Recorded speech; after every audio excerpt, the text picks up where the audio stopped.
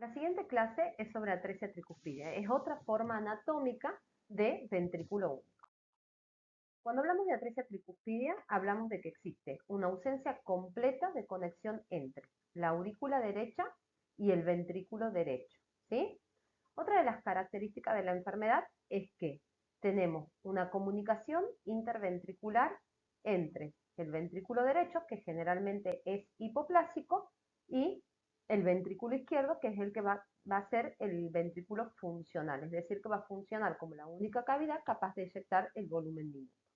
Estas representan aproximadamente entre un 4 a un 10% de los recién nacidos. ¿Cuáles van a ser los elementos anatómicos? Como hablábamos, es importantísimo la presencia de una comunicación interauricular. No se olviden que en la atresia tricuspidia no va a haber forma de que la sangre que viene a través de la vena cava superior y de la vena cava inferior pase hacia el ventrículo derecho. Entonces su shunt obligado va a ser a través de esa comunicación interauricular o foramen oval, y el shunt va a ser de derecha a izquierda. Si hablamos de un shunt de derecha a izquierda, mezcla de sangre sin oxígeno con mezcla de sangre oxigenada que viene a través de las venas pulmonares, ya a nivel auricular se genera una desaturación. Otra cosa que vamos a depender y que es importantísimo, el tamaño de la comunicación interventricular. ¿Por qué? Porque nosotros tenemos que la arteria pulmonar normalmente van a ser de ese ventrículo derecho que va a ser hipoplásico. Entonces la zona donde va a salir o va a recibir el volumen de sangre va a ser a través de esa comunicación interventricular. Esto ocurre en el 80% de los casos, pero tenemos un 20% donde esos vasos pueden estar en transposición. ¿Qué significa eso? Que ya sea la arteria pulmonar van a ser del ventrículo izquierdo, mientras que la arteria aorta van a ser del ventrículo derecho. Según la posición de la aorta, puede ser en DTGB o en LTGB. Esto puede acompañarse o no de atresia pulmonar o de estenosis pulmonar. La atresia, no se olviden, o la estenosis, es cuando la válvula pulmonar, ya sea pulmonar o válvula aórtica, no está formada, lo mismo que pasa en la atresia tricuspidia, ¿sí? Y la estenosis es cuando la apertura de esa válvula está limitada, es decir, que el volumen de sangre que pasa a través de esa arteria va a ser limitado.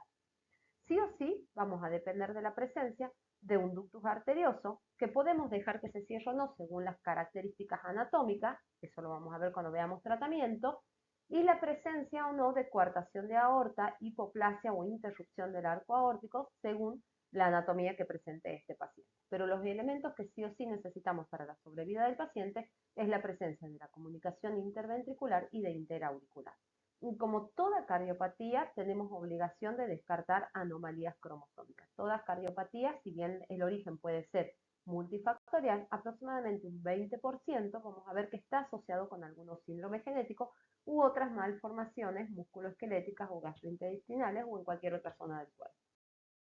Entonces, nosotros tenemos la sangre que llega a través de las venas cava hacia la aurícula derecha, no puede pasar hacia el ventrículo derecho, entonces tiene su shunt obligado hacia la aurícula izquierda. Una vez que esa sangre llega a la aurícula izquierda, esta sangre desoxigenada, o sea, desaturada, se mezcla con la sangre proveniente de las venas pulmonares que estarían llegando hacia la aurícula izquierda, pasa hacia el ventrículo izquierdo y desde ahí parte de ese volumen de sangre, que es sangre mezclada, o sea que no esperamos saturaciones de 100%, sino saturaciones que está balanceado en un 75%, va a pasar hacia la aorta. Pero otra parte de la sangre, del volumen sanguíneo, tiene que mantener un flujo pulmonar para poder oxigenarse. Entonces su paso obligado va a ser a través de esa comunicación interventricular. Que si el vaso que están haciendo del ventrículo derecho, que generalmente es hipoplásico, es la arteria pulmonar, esa sangre va a pasar hacia los pulmones. De acuerdo al tamaño que tengamos de esta comunicación interventricular, va a ser o no la limitación de flujo que recibe el vaso que nace de ese ventrículo. Puede pasar que cuando los vasos estén en posición de transposición, es decir, la arteria pulmonar nace del ventrículo izquierdo, el volumen de sangre va a ir hacia la arteria pulmonar y parte de ese volumen a través de esa CIB hacia la aorta. Si yo tengo una estenosis o mi comunicación interventricular es muy pequeña, es restrictiva, la limitación del flujo no va a ser a la arteria pulmonar, porque está recibiendo un buen flujo, sino va a ser hacia la aorta. Entonces el paciente, en vez de hipoflujo pulmonar, va a sufrir de bajo gasto. ¿Por qué? Porque el volumen sistémico Es decir, que el volumen que va a todo el cuerpo del bebé va a ser a través de la arteria aorta. Si yo no mando sangre hacia la aorta, el paciente va a presentar un bajo gasto cardíaco. De ahí radica la importancia del tamaño de esa CIB.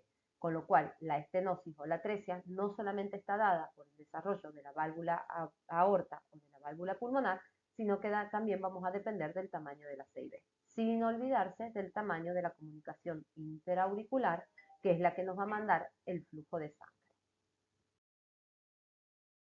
Esto lo habíamos conversado recién, los diferentes tipos de atresia tricuspidia, que ustedes ven que cuando nosotros hacemos el informe ponemos atresia tricuspidia tipo 1, tipo 2 o tipo 3, la más frecuente sepan que es el tipo 1, que el tipo 1 es con vasos normopuestos, es decir, la arteria aorta nace del ventrículo izquierdo y la arteria pulmonar nace del ventrículo derecho, y esto puede estar acompañado de una atresia pulmonar, de estenosis pulmonar, que puede ser dado por la válvula o por el tamaño de la CIB, o puede ir acompañado sin ningún tipo de obstrucción del flujo, que es decir, sin estenosis y una CIB grande. Entonces, en ese caso, el paciente lo más probable es que sufra de hiperflujo pulmonar. El tipo 2 es cuando los vasos están en D-transposición y el tipo 3 en L-transposición. Y la división es exactamente lo mismo, con atresia pulmonar, con estenosis pulmonar o sin ningún tipo de limitación al flujo. ¿Cuál va a ser la clínica? Siempre va a depender del grado de obstrucción que yo tenga al flujo de sangre. Cuando la obstrucción que tengo al flujo de sangre pulmonar es muy disminuido, el paciente va a presentar de cianosis severa. Si es aumentado, es decir, tengo un libre paso de sangre a la arteria pulmonar, ya sea porque están en transposición o porque la CIB es muy grande, el paciente va a sufrir de signos de insuficiencia cardíaca, hiperflujo pulmonar. Lo van a ver en la placa de tórax, paciente taquipneico, con con buena saturación, ¿sí? Entonces la cianosis va a ser leve. Y si sufre de hipoflujo pulmonar, que esto va a ser lo mejor para nosotros, cuando esa saturación está casi igualada, tenemos hipoxemia leve o moderada, ya que esa CIB o la estenosis pulmonar es moderada.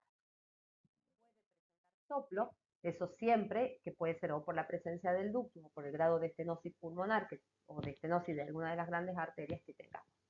Cuando el tratamiento, ¿de qué va a depender? Siempre de la clínica del paciente.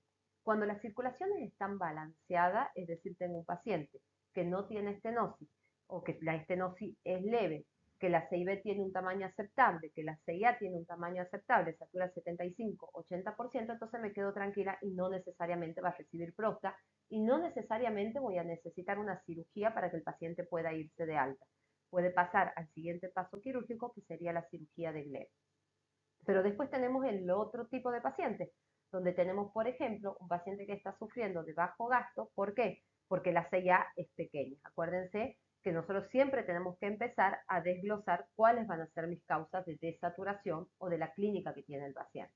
Entonces, en ese caso, cuando la CIA es pequeña, probablemente en un estadio inicial, pueda necesitar un rasking. El rasking se hace a través de un cateterismo, se ingresa con un catéter que llega hacia la zona del foramen oval y como un globito abre a nivel del foramen oval tratando de dilatar para permitir que el paciente pueda llegar al siguiente paso quirúrgico.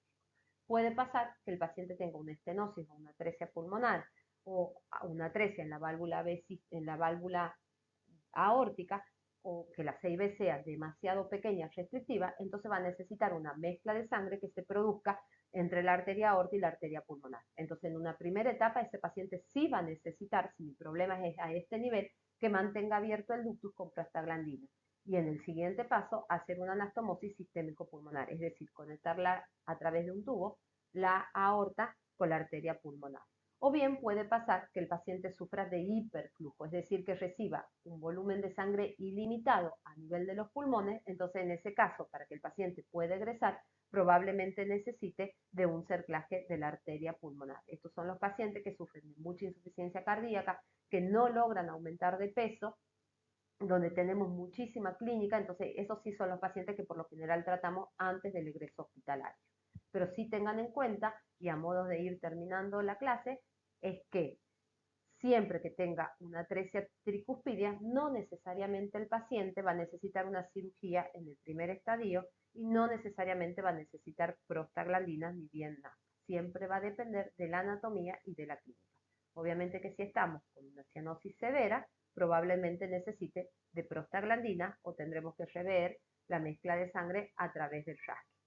Si el paciente sufre de mucha insuficiencia cardíaca, probablemente necesitemos un CERCLAS.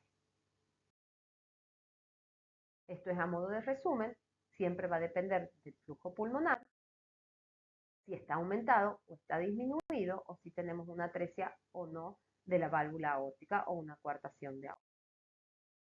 Como pronóstico, aproximadamente un 90% se va a diagnosticar en los 2 primeros meses de vida. Ahora que estamos en la era de los ecocardiofetales, es una de las cardiopatías que sí se detecta en la etapa fetal.